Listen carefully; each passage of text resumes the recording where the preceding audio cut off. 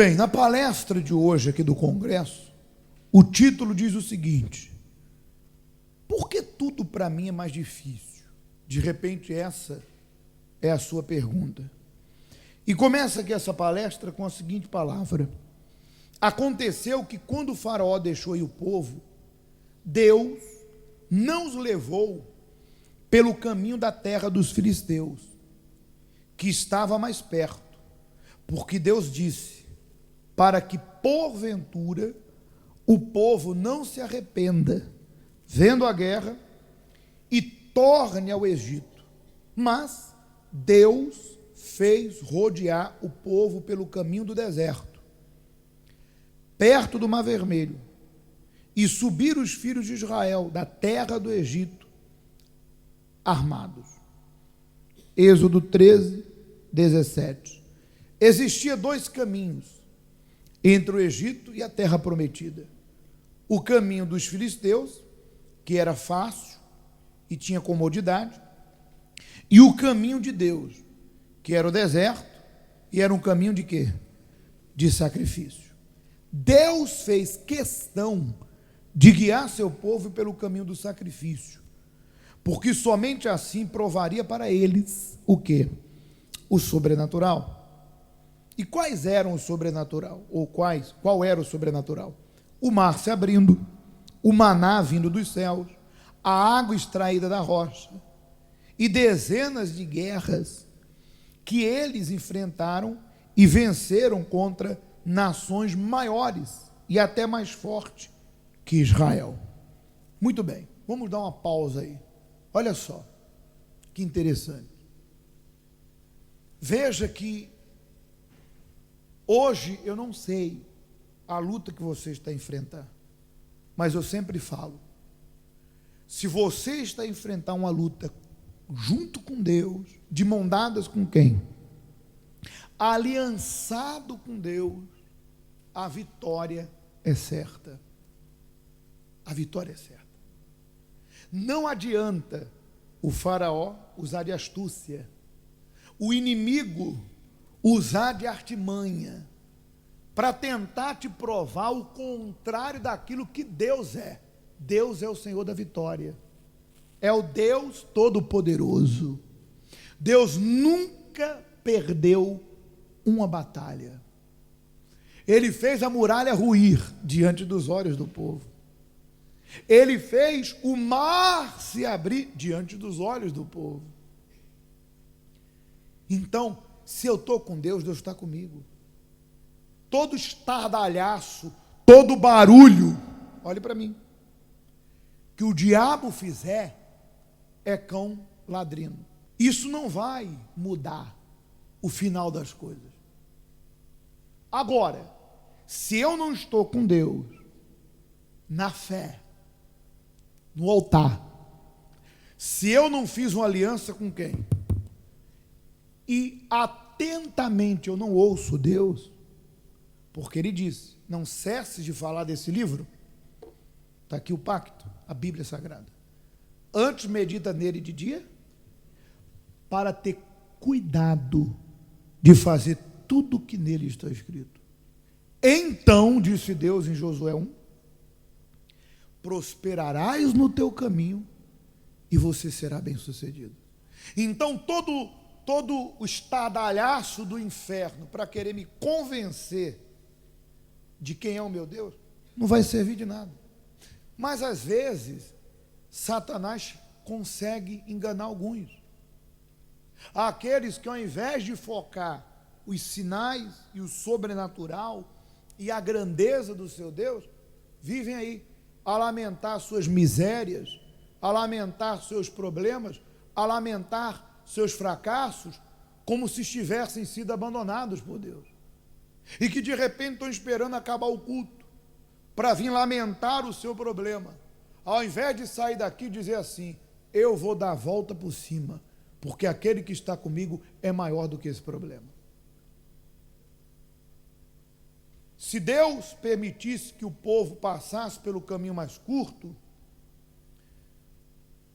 e mais fácil, mais cômodo,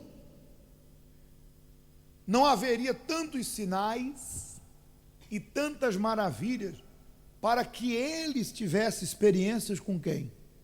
Com Deus. E não tendo experiências com Deus, na primeira adversidade, eles iriam desistir.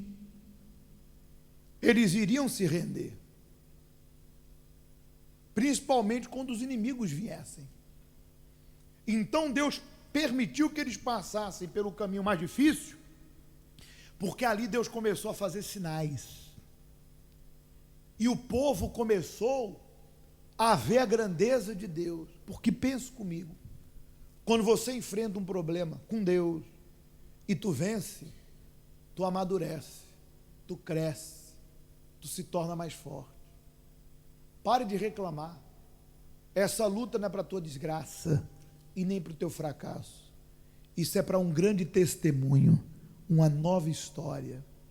Pare de reclamar. Pare de ficar contando fracasso. Então, cada experiência vivida pelo povo foi criando dentro deles uma força, uma nova imagem das coisas.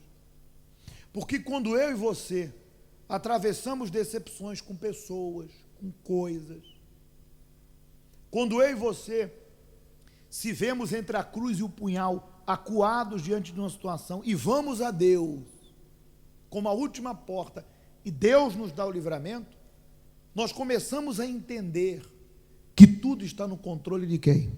De Deus. E que mesmo que o ser humano, seja esse quem for, possa ser um canal por onde Deus possa usá-lo, porque não esqueçamos do que falávamos antes nas palestras anteriores.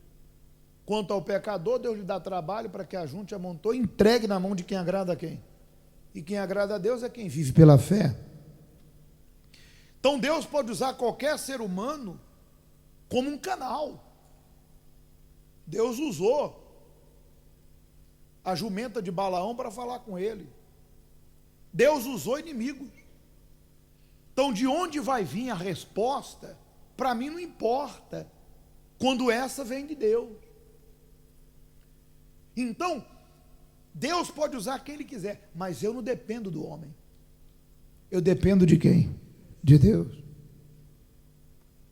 Eu tenho meus pés no chão e a minha fé na promessa. E isso eu não adquiro porque o pastor me pregou.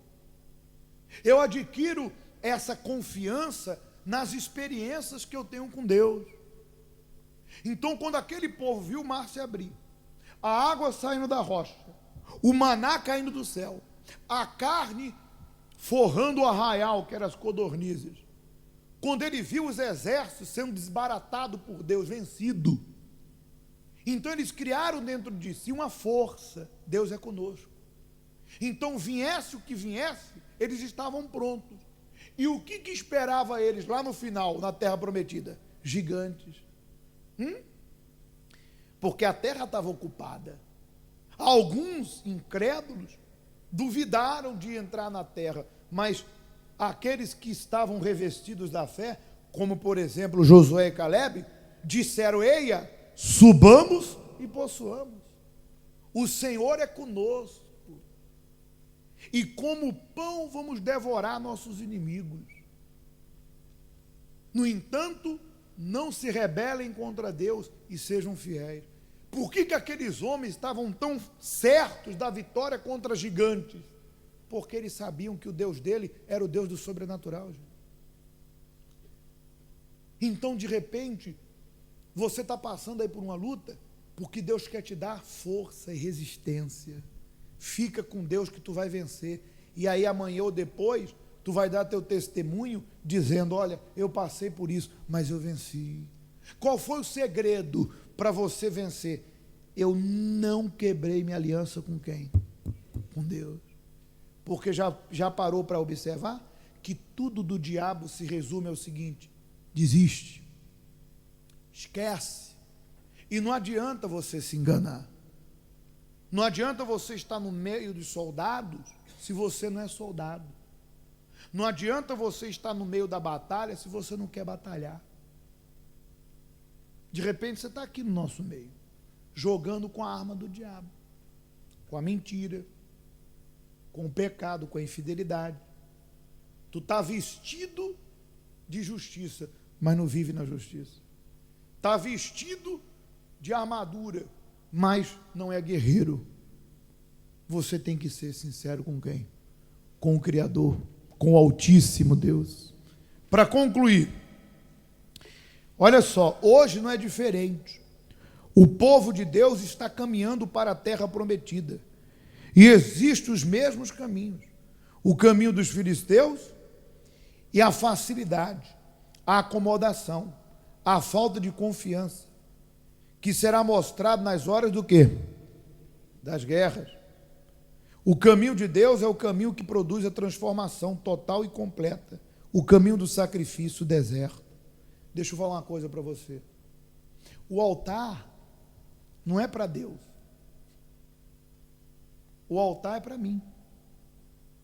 Quando Deus me chama para um pacto no altar dele, para servi-lo, não é para um benefício de Deus, porque Deus é Deus. Se você disser assim, eu não quero glorificar Deus, então Deus vai buscar outro. Lembra o que Jesus falou? Muitos virão do Ocidente, do Oriente, e tomarão lugar à mesa com Abraão, Isaque e Israel. Ao passo que os filhos serão lançados fora. Ou seja, se eu estou aqui, diante do Todo-Poderoso, e eu digo, não quero viver a fé. Eu não quero viver a fé. Eu não quero glorificar Deus. Deus não vai cair do céu. Deus não vai deixar de ser glorificado. Ele vai buscar outro e você, infelizmente, poderia ser um canal, luz, sal, perfume de Deus aqui nesse mundo.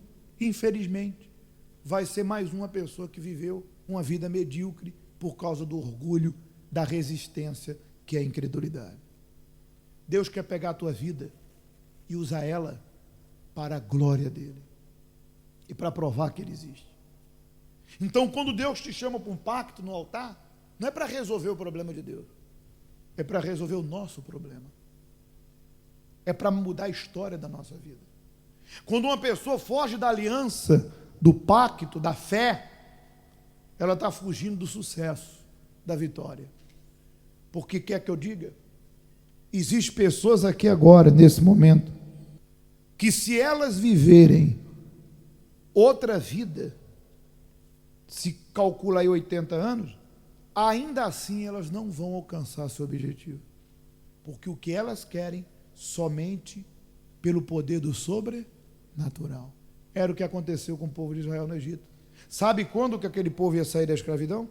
Somente pela mão de Deus. Porque se Deus não entrasse no meio, eles iam morrer na lama.